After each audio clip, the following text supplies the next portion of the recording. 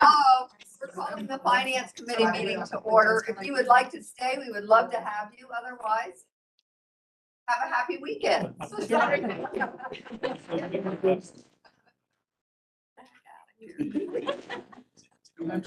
Can't stay. Yeah. Okay, call the meeting to order. Thank you, everybody, for being here today. I don't think this is going to be a long meeting for my conversation with Mark earlier this week. Mark, I'll kick it off to you. Thank you, Ms. Bonnke. So it is hard to believe, but we will be formally kicking off the FY24 budget process next month. The way that we normally do that with the board is a discussion of what we call our key issues or key items. Just to say, just what are the big picture things that we're looking at with the upcoming budget. And then we'll take our break in August, and then we will come back to you all with a preliminary budget in September. And I'm focusing here mostly on the operating budget, but obviously the capital budget. So what we have tended to do in the past is have sort of an informal kickoff with the committee here just to talk about some of those key issues, get your feedback, see if there's other topics that you would really like us to discuss, to incorporate into the budget process.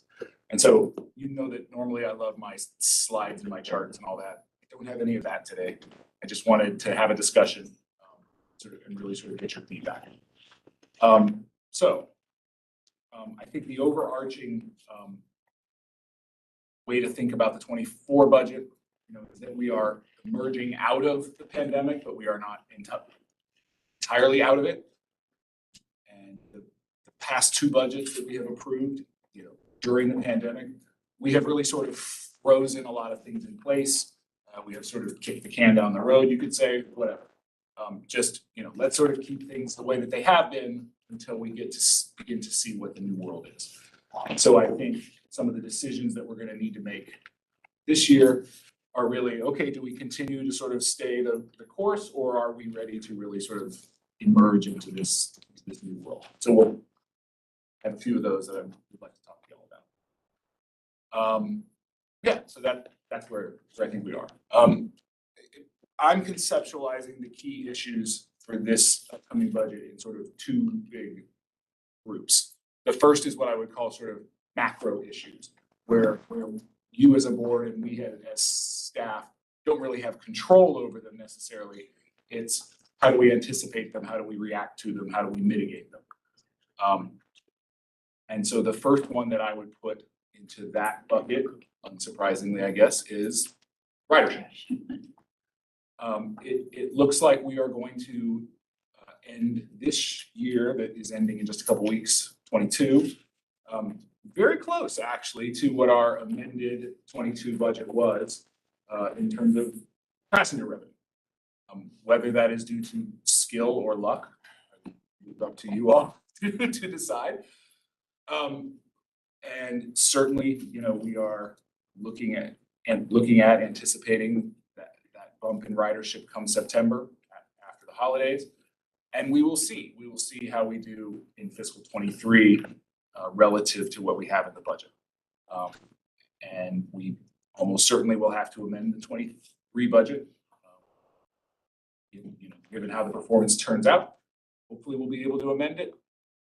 That'd be terrific, but we'll just have to wait and see.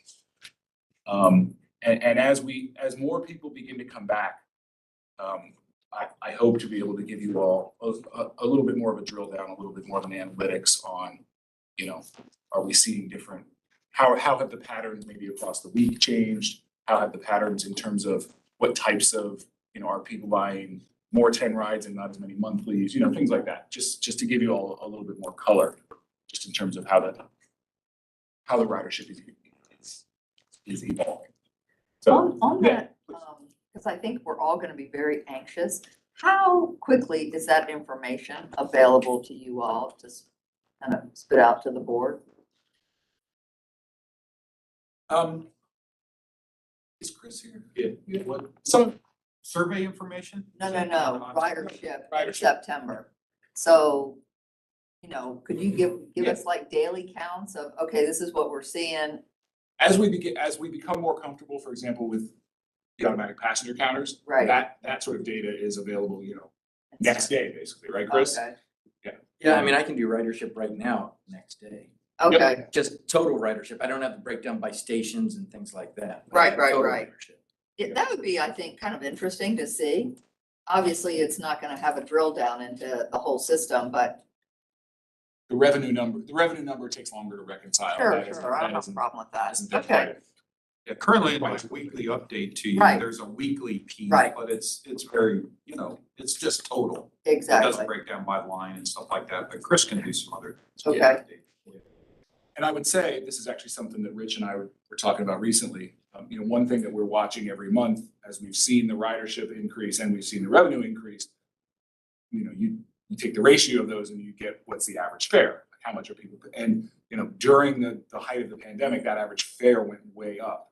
People were buying tickets and not using them, buying them and not using them as often, things like that. And we've seen that as we projected, we've seen that number trend much more back down to normal. So whereas pre-pandemic, we were at maybe $10 for the average trip. Now we're at about $11.50. So, and we would expect, even as we get to this new normal, that would stay higher than where we were pre-pandemic. Just that people are still buying a monthly ticket, let's say, but maybe they're only traveling 3 times a week rather than 4 or 5 times a week.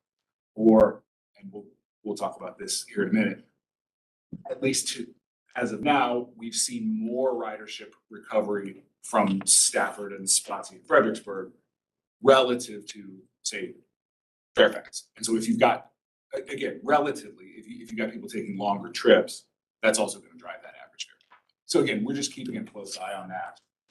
And it is trending back towards normal and doing what we expected to see. So, but I guess I'll pause there if anyone has anything else about ridership in particular. And I apologize, I walked in a little bit late. So what were you saying about we have this decision between kind of staying the course or missed the context of that? So there are some, and I'm going to get to those here in just a minute. There are some things that we've sort of like put a pause on, Right. and not changed. Like for example, the Survey. The survey. That's the top one, and we'll get to that in a second. But it's a question as we sort of emerge out of the pandemic, like which of those are we going to move ahead on and sort of get back to normal, and which are maybe we're still not quite ready to change that. Is it needlessly complicating to to toss in future budgetings fare-free Septembers? Like just if, let's say this works and it draws riders and we want to try it again the following year, is that something you'd want to contemplate in your next budget process? I would want to see how the first one goes. Yeah. I would also say, we have the luxury this time of being able to fall back on the pandemic relief money that we still have. If it ends up costing us, $2 million, like the number that Rich used, in the future, hopefully we're back to normal. We've weaned ourselves off the pandemic money. That would have to come from somewhere much more sort of normally generated. Yeah. And the question is, how much long-term revenue do we gain with the new riders? Right, like you were saying, in terms of every new rider is worth, or I'm sorry, was it you were saying? Yeah. That's what I was curious about. Does it start to get too speculative and complicated to say, okay, if this works and we gain X, we Yeah. get this much revenue. If we did it again, it would cost Y, but result in I Z. And I think looking at promotional stuff generally is absolutely something we should do. I'd like to wait and see how this one happens. yeah, and maybe we don't have to do a whole month, maybe it's just, first week in September. or first something. week or Week something after like Labor that. We Day can or look at all that later, but yeah. I'm sure good that's really question. easy to do on the back end. Right, No, okay, so we've got 3 other kind of, So I said, sorry, so another issue on the macro side of things is inflation. So certainly inflation plays directly into certain of the major contracts that we have. So that is likely that will be reflected in the FY24 budget. It is being reflected directly in the diesel fuel that we're paying now. I don't have a crystal ball to say exactly what, diesel in FY24 is going to look like. We'll use the best data that we have at the time in terms of, looking at the market projections, but that's very challenging. And then just sort of inflation's impact on just the general cost of things, including the cost of staff. So I think for the level of service, the sort of the cost of providing the service is going to be, higher than it has been in the past. It is incumbent on us, where we can to try to mitigate that, to try to manage the costs. But it is the macro environment that CPI is, I think, a big one. We've been blessed for a long time to have very low CPI rates, as you probably know. That looks to be trending very much in the other direction now. This most recent year with Keolis, for example, was the first time it really kicked up the CPI rates that drive. And Keolis is one of those contracts currently run by CPI for the annual increase. So it's a material amount of money when CPI goes up quite a bit. So it's definitely something we need to factor in. Go ahead. And obviously, part of that conversation at some point will have to be fares. you keep stealing my thunder. Okay, because That's item number 3. the whole other bucket of things is stuff that is directly within our control, and that's something that is within our control. So the last item that I would say that's sort of in the external bucket is sort of the revenues that we get from, say, the state and from the feds. And so again, we've been fortunate with respect to the pandemic relief money that we have, and with respect to the state money. We did get some additional state money at the end of this year too, which has allowed us then to stretch that CARES Act money out further. We are on track right at the moment to end fiscal 22, the year that we're in, with about $8 million left in our CARES grant. And then at that time, we will transition over to the money that we got from the Rescue Plan Act. So, this is like a technical detail, but we had originally been intending to use the money sort of in the order that we got it. So the CARES money, the CRISA money, and then the Rescue Plan money. Because the Rescue Plan money is sort of higher profile and has some deadlines to use that the other money doesn't, we're changing the order that we intend to use it. But again, we have, that has been a very important backstop for VRE, has allowed us not to have to, reduce our service, has allowed us not to make any sort of drastic decisions in terms of headcount, things like that. As far as the state, as I said, we got some extra money in 22. The state money for 23 is pretty robust as well, just because of the budget situation at the state level. Is Joe here? Yeah, Joe's here. Joe's been working on the whole TISDAC issue, for those of you who are looped into that, in terms of the methodology that the state uses to determine the operating assistance that it gives to all the transit agencies in the Commonwealth.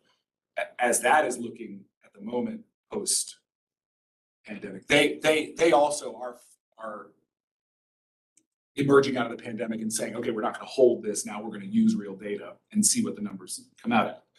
And VRE's numbers, because our ridership has dropped significantly, doesn't come out very well. So we're in the process of working to try to find a way to hold us harmless for that in fiscal 24, and then potentially even for VRE to be sort of moved out of that process. That would take a legislative act, but so we should have, by the time we get to actually adopting the budget in the fall, we should have more knowledge about what our state revenues are going to look like for that year. Mr. Swart, yes, sir. If on that particular point, I don't know much about it. Is there some source or document you can send me, maybe others, that would describe what that is and that works? Sure. Joe, is that something that you did? TISDAC? Yeah. Yeah, I don't. Sure. I'm really familiar with the name, so. I'm not either, so that would be helpful. TISDAC is a committee, right? And it's been around for a while. I don't remember what it's. If anybody. No. I would just say that because, yeah, that's part of our challenges, remembering what these acronyms. Absolutely. Yeah. Yes, we can get you. In fact, we can get it to the whole committee, not just to you, of course. And I guess Yes, maybe on that point, if there's any other variable potential sources of funding or past funding, I'm just not familiar with it. You could just even to give me at least some sense, maybe others too, of how those formulas work and any other issues or concerns we might have about those formulas versus. Sure. And And in fact, one of the items that was approved here at the board this morning is that agreement for access fees with VPRA. So, that's a relationship that we used to have with the DRPT that's now with VPRA. So we can explain all of that. All right, and what about the master agreement? So the stuff that's in your control. All right, I have 4 items in there. The first is the master agreement survey. So that is the survey that we do to determine where our riders live, which then translates into how the jurisdictional contribution is divided up among the jurisdictions. We have, the last one that we did was in October of 2019, did not do one in 20 or 21. You all have made it very clear to us, and we want to do it as well, that we need to do it this year. We will do it. Right now, there is a little bit of an overlap between the blue-yellow shutdown and when we would normally do the survey. We're just trying to decide how best to address that so that we do get a sort of a representative look at the ridership. But what we really want to be able to do is to get you guys at least a preliminary look at those results by the November meeting. Normally, you just sort of plop it into the budget it gets processed and taken care of around Thanksgiving. We plop it into the December budget, and we hope that there's not a big change from what everyone was expecting, right? That's not going to work this year. Just given, like I was mentioning before, there have been proportional changes in terms of where our riders are coming from. And at least at the moment, that proportion has shifted a little more towards Stafford and Spotsy and Fredericksburg, just the longer distance trips. If that holds when we actually do the survey in the fall, that translates into, Stafford, for example, getting a bigger piece of the pie.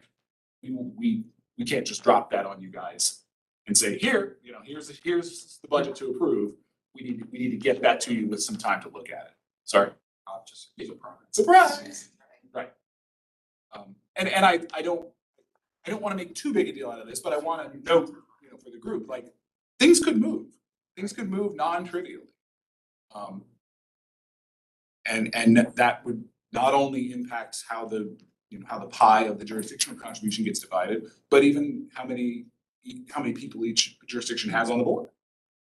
Right. So It's all these It's people important. from Northern Virginia, they're moving down south to get a little bit more house, a little bit more square footage. They're moving all around me too, so very nice people. They are, that's good. Glad to hear that. So So I, on that, in that vein, and this is gonna be painful data to look at, but I feel like we have to do this. Regarding our jurisdictional subsidies, I think we should go back and do kind of a historical analysis over the last 10 years. And it's gonna look very painful during COVID because we all paid not 100% of our subsidies, but quite a bit. And then I think we should look at what are those subsidies that we're paying as jurisdictions compared to our ridership per rider. What is our per rider cost?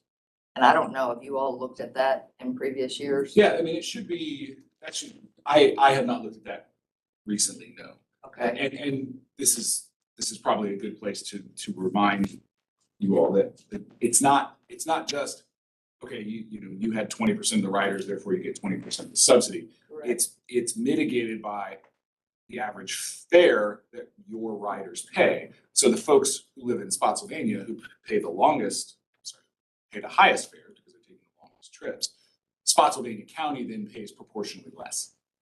Whereas Fairfax County riders generally are taking the shortest trips on VRE. And so on a per rider basis, Fairfax County is paying a little bit more. Again, just sort of. That might be helpful for you. Again, just sort of complicate. Yes, I mean, it's complicated. I can help you sort of boil it down, but yes, that might be a good thing to tell the constituent that you've been talking to for sure. So even if Stafford's overall share of the ridership increases, it is mitigated by the fact, partially mitigated by the fact that Stafford riders are paying more than the average. Sure. Yeah.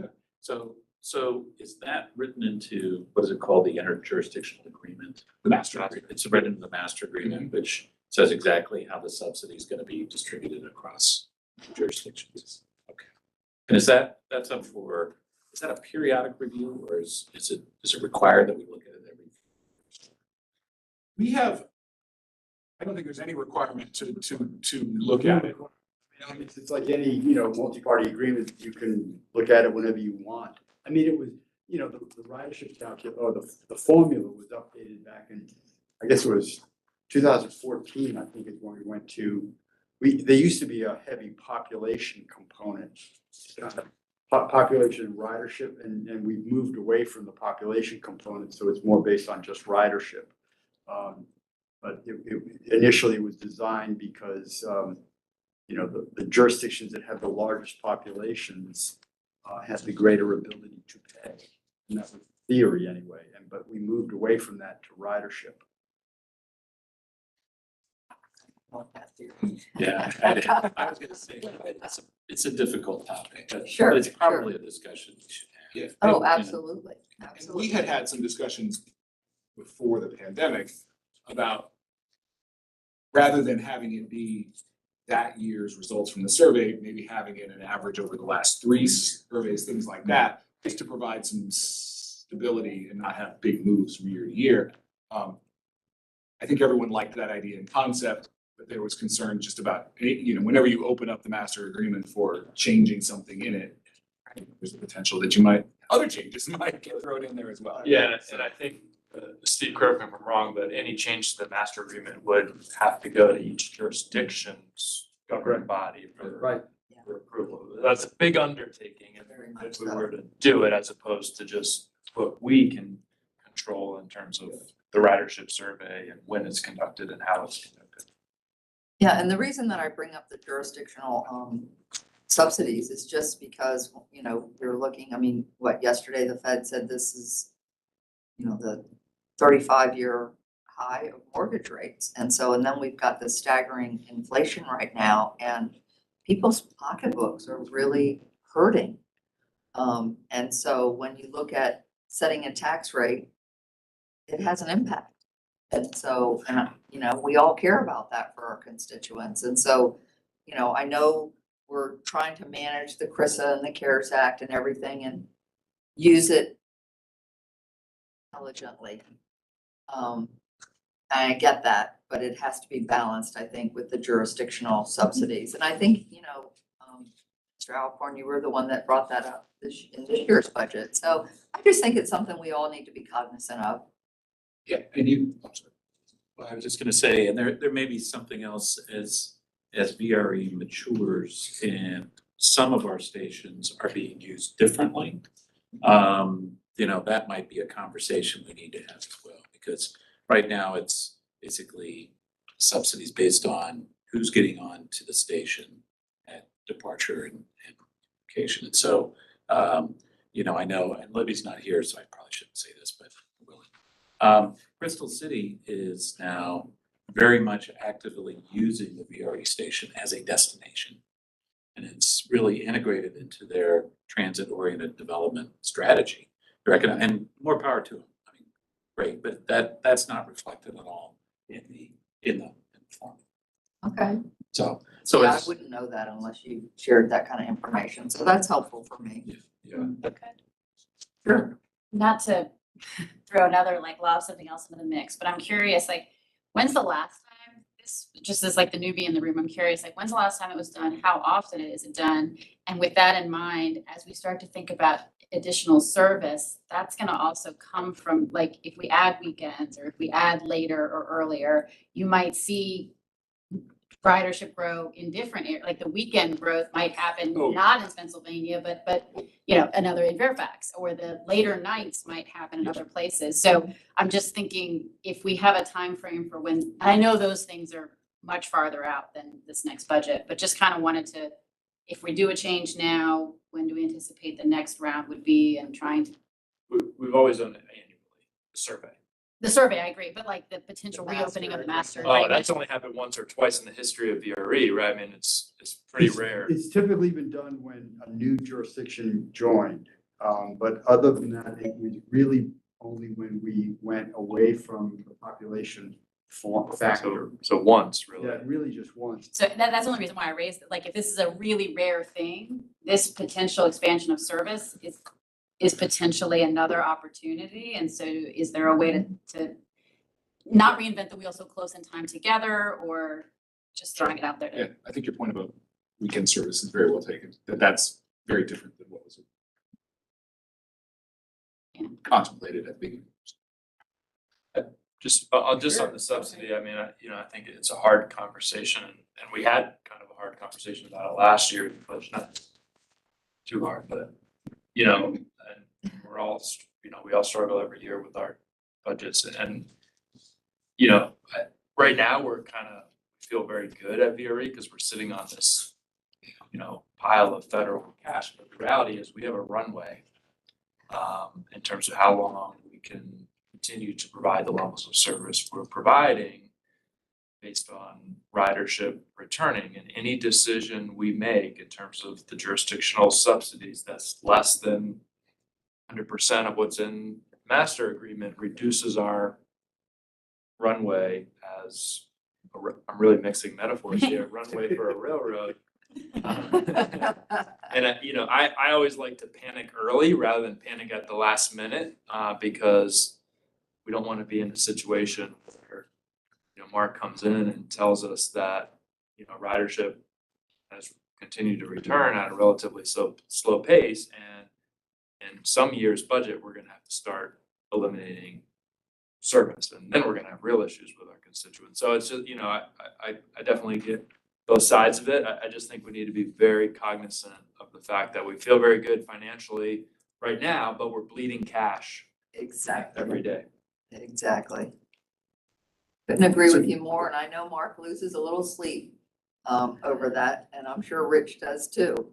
And it's something that we all think of because we're living kind of in a false sense of reality right now. But I think we're all smart, educated people, and, we've got Mark and Rich at the helm here, and they're educating us as best they can with information that they have at their fingertips and keeping us abreast of how we move forward and coming up with different options that the board can consider. So. Anybody, or do we have anything else? Yep. Two more Okay. things real quick. You guys have already addressed the questions about the amount of the subsidy as opposed to how it gets divided up. So I think we covered that very well. Mr. Walkinshaw, you also mentioned fares. So that in the pre-pandemic world, we had a policy of sort of 1 year we would increase the fares, the next year we would increase the.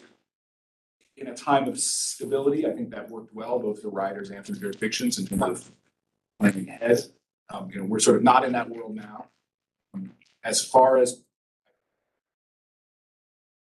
the fares, there's nothing particularly special about where we are at the moment for fares, but I would not recommend changing because increasing fares in this environment when we're trying to draw riders back, I think is a very bad message. But at the same time, decreasing fares, I think is a money loser on net. Given, if you put your Econ 101 hat on for a minute, demand for transit is generally pretty inelastic. And so even if we were to do like a 10% drop in fares, I would anticipate we would only see, a 1 or 2% increase in ridership. And especially with the money that a lot of our riders get from the federal transit benefit, we're just leaving money on the table. And Rich can speak to this better than me, but I think if we're trying to draw riders in, it's about the quality of the ride, it's about the reliability, it's about all of those things rather than the price. So I agree with that 100% right now, although it's probably important for all of us to internalize that leaving the fares the same is a de facto reduction in fare when you have 8% inflation, whatever it is. So I think a question is obviously right now, we don't feel like we're in a position where we could or should do it, but I think we should think about under what conditions would we? So is it when ridership gets to 10,000 assuming inflation continues at an elevated level for the next 2 to 3, pick a number of years, what are the conditions where we would feel comfortable? Because again, every day we don't raise fares, we're bleeding cash because that fare is worth less and less. This is off the cuff, but I would hope that as part of the 25 budget, that we would be considering raising fares. That ridership is back to a point, and the sort of the vibe around everything is back to a point where we can go out to a public hearing, because that's what we'll have to do. Yeah. And talk to the public and be able to make a case that doesn't get us laughed out of the room. And Sorry, please. just an observation, because I know we have a lot of new board members who weren't here for sort of the stable period previous to CARES, previous to COVID. The old meta used to be alternating years between a fare increase and a jurisdictional subsidy increase. And in stable times, that worked very well. So riders were used to that, jurisdictions were used to that, and could plan and budget for it. Obviously, with COVID, that has changed a lot of things. But just to give you some of the history of sort of how VRE did it for a very long period of time before we got into COVID. But also, I think VRE way back also did something I wouldn't suggest we do, in that raise fares multiple times within a short period of time. Yes, we did it twice a year. Because of, the last big, I'll just say, energy crisis, recession and stuff like that. So reaction, we need to react to something, but not overreact to it as well, because we frankly drove ridership right out. I mean, Well, they were done with And when you do it, you want to, hate to say it, but you want to really do it so you don't have to go back and keep doing it. Just do it once. definitely one of them. Yeah. Once was not history. Yeah, that was. The last item I would bring up, and it does tie back to the master agreement as well, is the 50% coverage from the fare box. In the last 2 budgets, we have explicitly made a decision as the board and as the commissions, and it's reflected right there in the language of the resolution that, given the situation, we are not budgeting at that 50% level. I'll be honest, I don't think for 24, unless the ridership recovery over the next 6 months or so is very robust, I don't think we're going to be getting back to that level yet. I think my recommendation, this is one of those areas where I would recommend that we continue to punt in order to have the runway to still bring those riders back. I think if we put that requirement in place for 24, you would immediately be in that situation of having to really reduce costs, reduce the level of the service that we would be providing. And that puts you on a direction that I don't think you want to go. So again, I would like to get back to the point we can meet that requirement. I think the reason that was put into the master agreement was with a good intention to balance how much riders are paying, how much the taxpayers are paying, things like that. I just don't think, my personal opinion to you all as the board is that we're not at the point yet. I would agree with that. So as we further develop the budget and stuff like that, and develop the ridership, ridership projections and stuff like that, there'll be a number attached to that. So we don't think we're gonna get to 50%, but here's the number that we think. I would venture to say it's higher than what we're doing right now in that 12 to 13% recovery ratio. So more to come. All right. Thank you, Mark. Rich, does anybody have any other questions, comments, thoughts? The last question I have is, because for many of you that live up in this area, what are you hearing from your friends that work at federal agencies? Well, I think the return is going to happen however it happens over the next 6 to 12 months. I think it's hard to say exactly how, but the real issue is long term. A lot of these employees are not going to be back in the office 5 days a week ever, because agencies have put out, in addition to their return to work plans, they put out permanent telework plans, and there's new guidance from OPM on on telework and how agencies should handle telework, which is obviously much more flexible than it was. So a lot of agencies have put out their long-term telework plans that telework eligible employees only need to come into the office 2 days per pay period, which is one day per week, depending on, so that's, yeah, that's just gonna be the long-term reality, that a lot are gonna have a hybrid work. You know, a lot of your white collar federal employees are gonna have a hybrid work schedule where they're in the office a couple days a week, maybe, and some not at all, because some employees, you know, just like private sector businesses, federal government hired a lot of employees during the pandemic that had explicit remote only work agreements, and they're gonna continue that way. So I don't know the numbers. I don't know that anyone knows the numbers, No. but that's the long term. Nobody's even venturing to guess at this point, because they're in that return mode right now. Did y'all hear anything from the riders at Union Station on Wednesday? Like, did any of those conversations touch on that? Like, when people were chatting with riders on Wednesday? Yeah, and actually, I talk to riders Yeah. every day that I'm on the train and stuff like that. And that's why I get a lot of my inside scoop from some of those folks. And that's just one thing that I can characterize or I guess generalize is that it's the return to work is very slow. Some of them don't even understand why they take so, why it's taken so long. Very consistent with dates.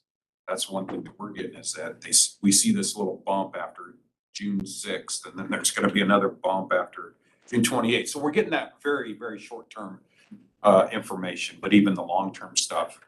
Yeah, policies are going out, but even the employees are like, okay, we haven't got to that conversation with our supervisors and our agencies because we're in this return to work recovery mode or something. Anyway, we'll keep doing that. All right, anything else, group? All right, thank you very much. Adjourned.